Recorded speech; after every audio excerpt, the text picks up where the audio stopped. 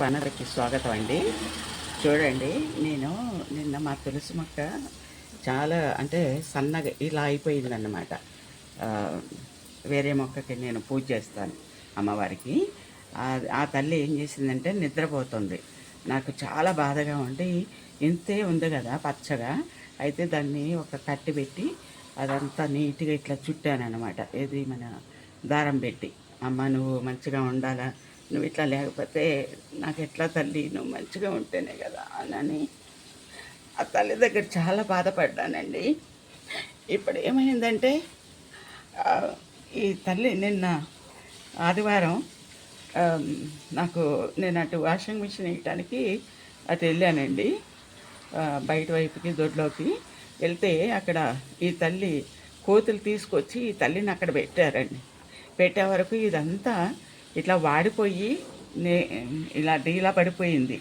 ఈ ఆకంతా ఇట్లా ముడుచుకుపోయిందన్నమాట, ఎండిపోయినట్టుగా ముడిచిపోతే నేను మా పిల్లలు లేరు వెంటనే మీకు చూపించడానికి.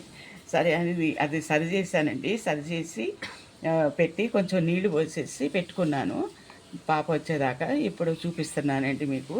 ఇంకొకటి ఏంటో తెలుసా, దీంట్లో మట్టి కూడా ఇట్లా లేసిపోయిందన్నమాట. ఇట్లా గట్టిగా నొక్కేసాను. ఇది ఎవరో కొనుక్కొచ్చుకున్నారండి పాపం, మంచి రోజు అప్పుడు. నిన్న సరస్వతి ఇది కదా ఆదివారం, దానికోసం కొనుక్కొచ్చుకున్నారో పాపం, వాళ్ళ ఇంట్లో లేక కొనుక్కొచ్చుకున్నారు. ఆ కోతులు తీసుకొచ్చి నాకు ఇచ్చేయండి. ఈ అమ్మవారు వచ్చిందని చాలా సంతోషం అయిపోయిందండి నాకు. చాలా అంటే చాలా, అసలు అందరికీ చెప్తే ఎంత అదృష్టం అండి, ఎంత అదృష్టం అండి అంటున్నారు మాకు తెలిసిన వాళ్ళకి చెప్తే. ఇక్కడ పూజ ఇట్లా బ్రాహ్మణ్స్ ఉన్నారండి, వాళ్ళకు కూడా చెప్పాను. చాలా అదృష్టం అని చెప్తున్నారండి. అమ్మ వచ్చిందండి మీ ఇంటికి, ఇంకేంటండి అని ఆ విష్ణుమూర్తి పంపించేశారండి, మీరు ఏడిస్తే అది ఇదని.